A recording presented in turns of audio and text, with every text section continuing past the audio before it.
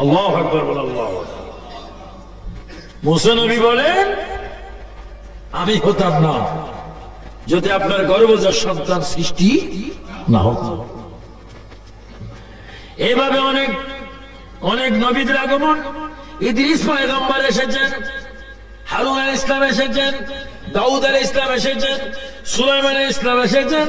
সর্বশেষ একজন ব্যক্তি এসেছেন, উনি এসে আমার নবীজির মায়ের কদমের কাছে দাঁড়িয়ে আছেন। মা মেনা প্রশ্ন করেন, আপনি কে? মা, আমাকে কি আপনি চেনেন না? আমি চতুর্থ আসমান থেকে এসেছি। আমার মার নাম বিবি মরিয়ম। মাগো, আমার মা এমন একজন মা, যেই বিবি মরিয়মকে আপনার গর্ভজাত সন্তান আখিরি নবী আমার মা বিবি মরিয়মকে জান্নাতের ভিতরে শাদী করবে। জোরে বলুন সুবহানাল্লাহ। আল্লাহু আকবার, আরো জোরে আল্লাহু আকবার। আপনার পেটের ভিতরে আখিরি জামানার নবী, আমি যার উম্মত হওয়ার জন্য প্রার্থনা করে আল্লাহর দরবারে আগেও কাঁদতেছি, এখনো কাঁদতেছি। ওই নবী আপনার পেটের ভিতরে মিলাদ হবে, আগমন করবে। ও সুসংবাদটুকু দেওয়ার জন্য আমি ঈসা রূহুল্লাহ আপনার ঘরে আগমন করেছি। আল্লাহ পাক এই খবরটুকু দেওয়ার জন্য আমাকে পাঠাই দিয়েছে। নবী যেমন, নবীর মিলাদুন নবীও তেমন। আর আজকে অনেকে মিলাদুন নবী করে না। মিলাদুন নবী করা বেদাত। মিলাদুন নবী করে বেদাত না, মিলাদুন নবী করে ইবাদত। যদি বলে মিলাদুন নবী করা কি? আপনি কি বেদাত চান না ইবাদত চান? যিকরুল আম্বিয়া, হাদিস শোনো, যিকরুল আম্বিয়া মিনাল ইবাদাতি ওয়া যিকরুস সালিহিন কাফারা। নবীদের জিকির করলে ইবাদত হয়। মা মানা বলেন, এত খবর শোনার পরও আমার পুত্রটা আমার পেটে আছে, আমি মা খোদার কসম আমি নিজে বলতে পারি না। আপনারা বলুন তো দেখি, কসম দিয়ে বলেন, জুরাইনের এই 3 দিন ব্যাপী ঈদ মিলাদুন নবী সাল্লাল্লাহু আলাইহি ওয়াসাল্লাম উপলক্ষে 3 দিন ব্যাপী 13তম এই ইসলামী মহাসম্মেলনে বসে বলেন, আপনাদের কাঁধে 2 জন ফেরেশতা আছে কিনা? আছে। জোরে বলেন, কয়জন? 2 জন। সকলের কাঁধে কয়জন করে? 2 জন। কয় কেজি? 9 কেজি। কয় মন? কয় টন? ওজন নাই। এবার আছে কিনা? আছে। বিশ্বাস হয় কিন্তু মালুম হয় না। মা বাবা বলেন, মুসলমান তোমাদের কাঁধে 2 জন করে ফেরেশতা আল্লাহ পাক দিয়েছেন। কোরআনে বলেন, কিরামান কাতিবিনা ইয়ালামুনা মা তাফআলুন। আল্লাহ পাক 2 জন করে লেখনেওয়ালা ফেরেশতা আমার আপনার কাঁধে দিয়েছেন, কিন্তু আমরা অনুভব করতে পারি না। নূরের কোনো ওজন নাই। আল্লাহর নবীর মা আমেনা বলেন, আমার পুত্র নূরের নবী, নূরের কোনো ওজন নাই, এই জন্য আমি বলতে পারি না। পৃথিবীর অনেক ছেলে মেয়েরা মা বাবার কলিজায় লাথি মারে, আমার পুত্র মোহাম্মদ যতদিন আমার পেটে ছিল আমার কলিজায় পর্যন্ত একটা লাথি মারেনি। মা আমেনা বলেন, রবিউল আউয়ালের চাঁদ আকাশ, আমার পুত্র পৃথিবীতে আসবেন, সময় হলো। এবার জিবরাইল ইসলাম প্রস্তাব দিলেন, আল্লাহর কাছে প্রস্তাব রাখলেন। কে? আল্লাহ। আখিরি জামানার নবীর মা ঘরে একা একা, নবী আসবেন, ওনার খেদমতের জন্য কিছু ধাত্রীর প্রয়োজন। যদি আপনি বলেন তাহলে আমি জান্নাত থেকে নিয়ে যাব। আল্লাহ বলে, জিবরাইল তুমি সুন্দর কথা বলেছ, যাও জান্নাত থেকে বিবি আসিয়া, বিবি মরিয়ম, বিবি হাজরা, বিবি হাওয়া, এই 4 জন মহিলাকে সসম্মানে হযরত আমিনার ঘরে নিয়ে যাও। তারা যেন আমার নবী আসা মাত্র খেদমত করে। চিৎকার দিয়ে বলেন সুবহানাল্লাহ। মিলাদুন নবী, এটার নাম কি? মিলাদ। তো নবীজির মা ঘুমাইলেন, আপনাদের অসুবিধা হয় না? প্রথম নারী, আমার নাম বিবি হাওয়া। জান্নাতের ভিতরে গুন্দুম খেয়েছিলাম, স্বামীকে হেরে কেঁদেছিলাম। ও মা, যে নবীর নামে রসুলায় দোয়া কবুল হয়েছে, ওই নবী কিছুক্ষণ পরে দুনিয়াতে আসবে। মাগো, ওই নবীর খেদমত করার জন্য আল্লাহ পাক আমি বিবি হাওয়াকে আপনার খেদমতে পাঠাই দিয়েছে। আপনাকে আমি বিবি মরিয়াম, আপনার পরিচয় কি? আমি ঈসা নবীর মা, আমি মরিয়াম আপনার খেদমতের জন্য এসেছি। আপনি কে? আমি বিবি হাজারা। আপনার পরিচয় কি? ইব্রাহিম ও খলিলুল্লাহর বিবি, ইসমাইল ও জবিউল্লাহর মা। আমি আপনার খেদমতে এসেছি। চতুর্থ নম্বরে মহিলাটা বেশি বেশি কাঁদতেছে। আপনার নাম কি? কাঁদছেন কেন? মা, আমি এই জন্য কাঁদছি, আমার নসিব ভালো গো মা। আমি ফেরাউনের পরিবার, আমার নাম আসিয়া। আমি আজকে ধন্য হলাম গো মা, আখিরি নবীর খেদমত করার সুযোগ পেয়ে। জোরে বলুন সুবহানাল্লাহ।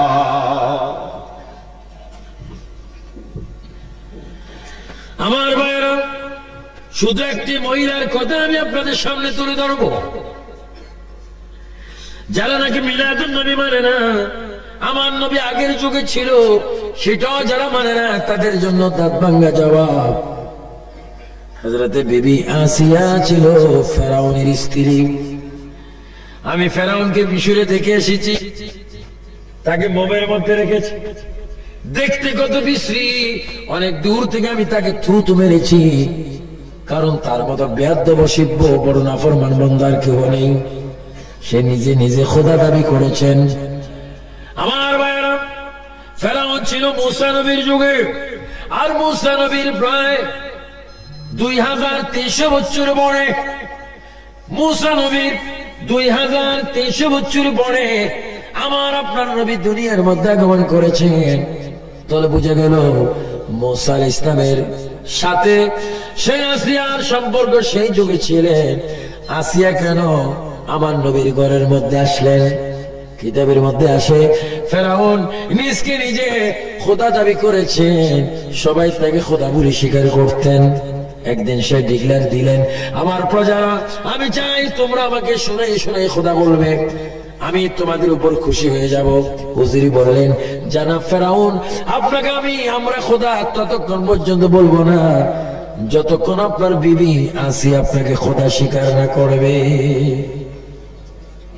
কি? আমার বিবি কি আমাকে খোদা বলেন না কেন? যদি আমাদের কথা আপনার সন্দেহ হয়, গিয়ে দেখে। ফেরাউন কথাটুকু যাচাই করার জন্য পাক ঘরের মধ্যে চলে গেলেন, যেখানে মা বোনেরা পাক করেন, রান্না বাড়া করেন। সেখানে ফেরাউন গিয়ে বিবি আসিয়ার কাঁধের উপর হাত দিয়ে ফেরাউন বলে, বিবি গো, আমি তোমাকে কত ভালোবাসি, তুমি আমাকে খোদা মানো আমি নিশ্চয়ই জানি, কিন্তু তুমি আজকে এমন ভাবে খোদা বলবে, আমি তোমার জবানের কথা যেন আমার নিজ কানে শুনি। আসিয়া চিৎকার দিয়ে আকাশের দিকে নজর করে একবার বললেন, আল্লাহ। সবাই জোরে বলে আল্লাহ, আরো জোরে বলে আল্লাহ। ইমান হেফাজত করার মালিক কে? আসিয়া ডাক দিয়ে বলে আল্লাহ। ফেরাউন আসিয়াকে আবার বলেন, তুমি কোন আল্লাহকে ডাক দিচ্ছ? আমি না তোমার প্রভু, আমি তোমার একদিকে স্বামী, একদিকে তোমার জন্য প্রভু, আমি তোমার ঘর, তোমার ইলা, তোমার স্রষ্টা। আসিয়া ফেরাউনের পায়ে ধরে বলে, স্বামী, এই কথা তুমি আমাকে বলবে আমি কোনদিন ভাবতে পারিনি। তুমি আমার খোদা হতে পারো না, তুমি আমার স্বামী। তোমার পায়ে যদি পচে যায়, রক্ত যদি পচে যায় আমার জিহ্বা দিয়ে, তোমার রক্তগুলা চষে চষে আমি খাবো, আমার চুল দিয়ে তোমার খেদমত করে দিব।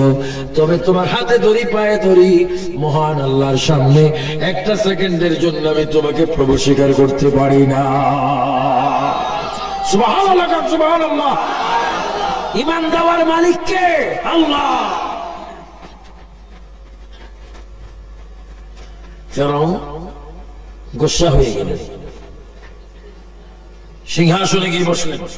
উজির, তোমার কথা সত্য, আমার স্ত্রী আমাকে প্রভু বলে না, এটা তুমি আর আমি জানি, কিন্তু এমন একটা বুদ্ধি তুমি আমাকে দাও যে বুদ্ধির কারণে আমার স্ত্রী আমাকে প্রভু বলতে বাধ্য হবে। তাই যদি বুদ্ধি নেন, আমি আপনাকে বুদ্ধি দিচ্ছি। আপনার স্ত্রী আসিয়া কোনদিন চন্দ্র সূর্য দেখেনি, বেগানা পুরুষ তার চেহারা দেখেনি। তাকে যদি হাজার মানুষের সামনে উলঙ্গ করতে পারেন, তার লজ্জার স্থান সে রক্ষা করার জন্য আপনাকে খোদা বলে দেবে। জোরে বলুন না নাউজুবিল্লাহ। যত বড় অসিব্য বুদ্ধি, তোর অসিব্য মার্কা কথাই হোক। ফেরাউন কয়েকজন মানুষ পাঠাই দিলেন আসিয়ার কাছে, যাও নিয়ে আসো। মায়ের জন্য বোধ কিতাবে দেখ, ফেরাউন কয়েকজনকে পাঠাই দিলেন। এই বেগানা পুরুষগুলি আসিয়ার হাতে ধরলেন, পায়ে ধরলেন, চুলে ধরলেন, মাথার উপর করে সিংহাসনে নিয়ে আসলেন। নিয়ে আসার পরে ফেরাউন ডাক দিয়ে বলে, আসিয়া এখনো সময় আছে, তুমি আমাকে প্রভু বলে স্বীকার করো, আল্লাহ বলে স্বীকার করো।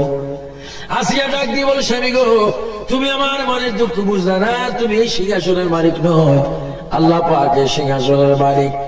এই কথা বলার পরে দুষ্ট ফেরাউন ইশারা দিলেন ওই ফেরাউনের দরবারে, ফেরাউনের সেই সিংহাসনের সামনে ওই বেদিনরা শয়তান আসিয়ার শরীর থেকে কাপড়গুলা খুলে নিলেন।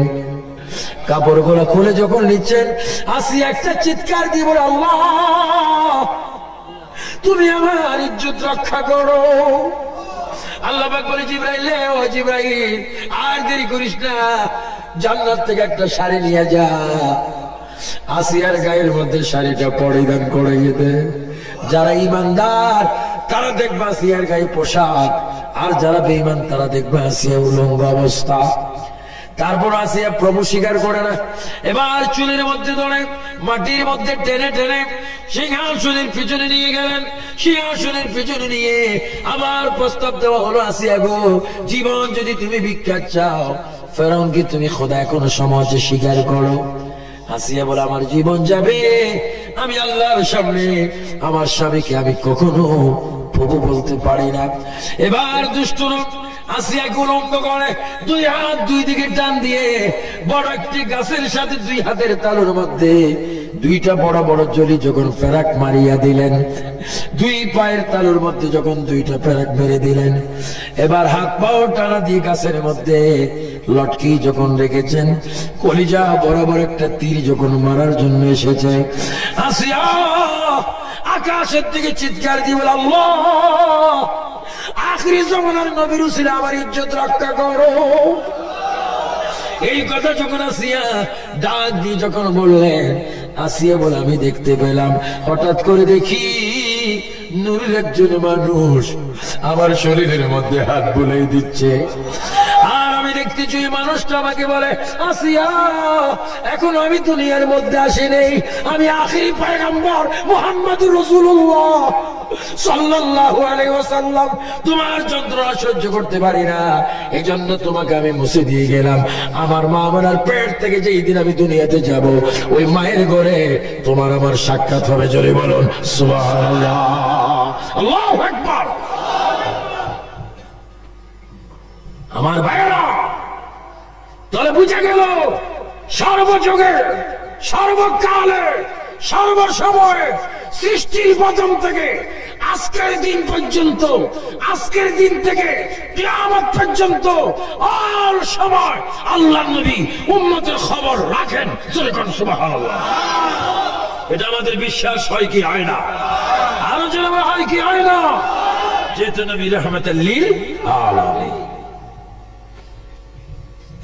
এই জন্য মা আমিনার গড়ে আসিয়া আসলেন।